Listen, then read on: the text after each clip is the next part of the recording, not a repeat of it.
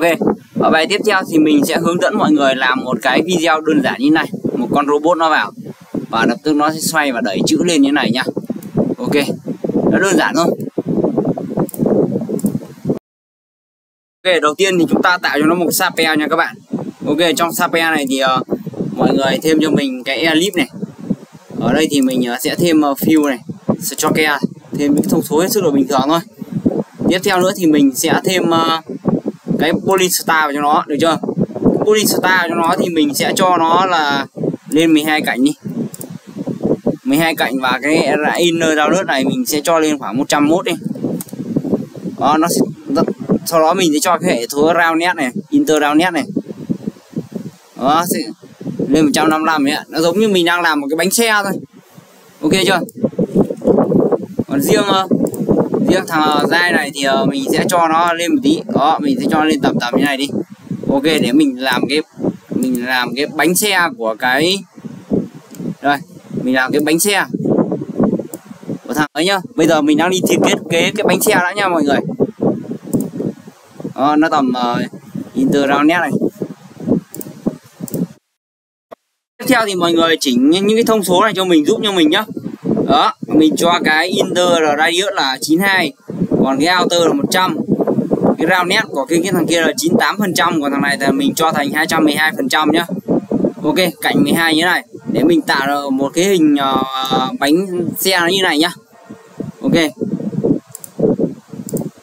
Ok, tiếp theo thì mình sẽ tạo thêm mấy cái group nữa. Ok, group 1 thì mình sẽ cho Stroke này, cho Fill vào này, với cho cái Ellipse vào này.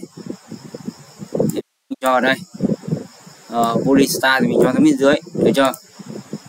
Đó, khi đấy mình có cái Fill này thì mình cho thành ở đây 5 6 6 6. Ok, mình sẽ cho như này. Ở đây thì mình cho Polystar lên. Ok, sau khi được hiện bảng ra như này rồi, tiếp theo nữa là chúng ta Ctrl D nó ra một cái group 1 ra. Khi đấy thì mình cho cái Ellipse này nó nhỏ lại nha các bạn. Đó, mình cho cái Ellipse này nó nhỏ lại một tí, được chưa? Mình bắt đầu đổi Fill nó ra, mình đổi Fill về cái màu như này đi. Đó, khi đấy thì mình sẽ được một cái màu như này. Khi đấy ta được một cái hình tròn nó sẽ như này. Ok chưa? Ta sẽ được một cái bánh xe kiểu như này. Mình kéo xuống đây đi. Đó, khi mình bị kéo xuống như này thì nó sẽ bị mất nha. Vì vậy mà các bạn cần phải nắm lại kiến thức về cái đó. Khi chúng ta cần phải nắm được những kiến thức về về những cái vị trí lớp layer thì mình đã nói ở lần trước rồi.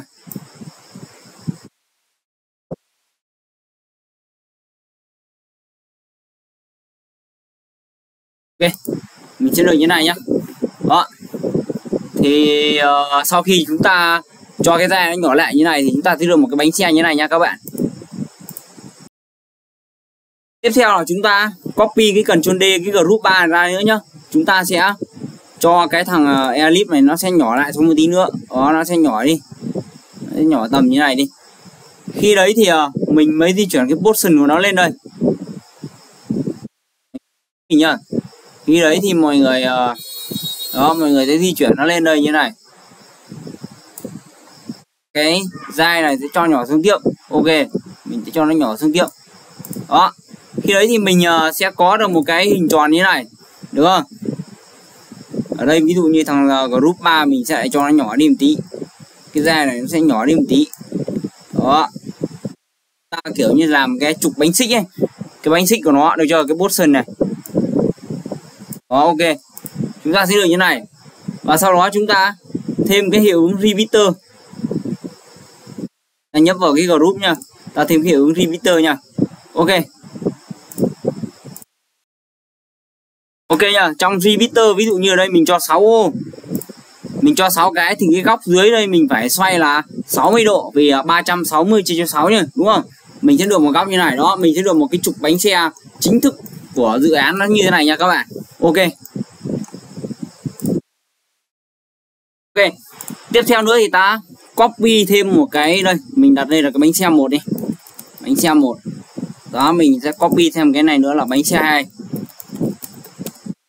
copy ra đó, mình di chuyển cái portion ra, đây mình sẽ di chuyển portion nó ra đây như thế này nha.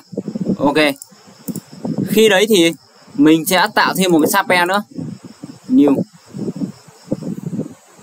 mình tạo thêm một cái sape đó đi, sape này mình gọi là thân máy đi. Ok, trong cái thân máy này thì mình sẽ thêm một cái hình chữ nhật, mình nhớ vào đây, mình thêm vào ớt, mình thêm vào rectangle vào đây, cái đây mình sẽ thêm fill này, mình sẽ thêm stroke cho nó này, để làm đường viền này.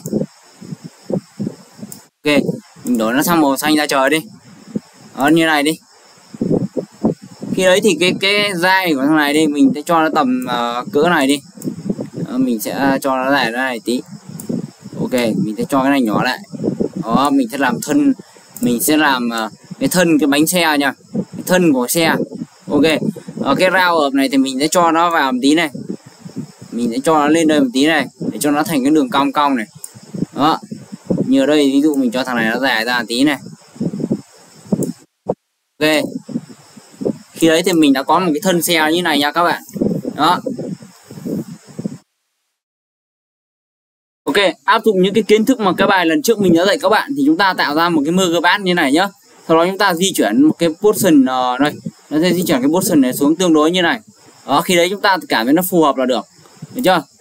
Tiếp theo đấy thì mọi người quét chọn hai cái này và mọi người bấm chọn vào đây kéo cho mình để cho cái, bạn hiểu ý mình không? Để cho cái portion nó sẽ di chuyển theo thằng này, được chưa? Ví dụ như ở portion ở đây. Ở đây portion thằng này đi. Portion thằng này bằng này. Thì portion đoạn tiếp theo thì nó sẽ di chuyển như này. Đó. Khi đấy thì mình sẽ được một cái hiệu ứng như này. Đó. Tuy nhiên thì cái bánh xe nó sẽ không chạy đúng không? Ok, còn muốn nó cái bánh xe nó quay thì ta dùng rotation của hai cái và kéo nó vào cái chỉ số x này. Ok, khi đấy thì mình sẽ có như này. Đó, cái bánh nó sẽ chạy nha. Mọi người có thể nhìn thấy là cái bánh này nó đang chạy này. Ok, tại bánh ok rồi, đây mình sẽ kéo vào đây nữa.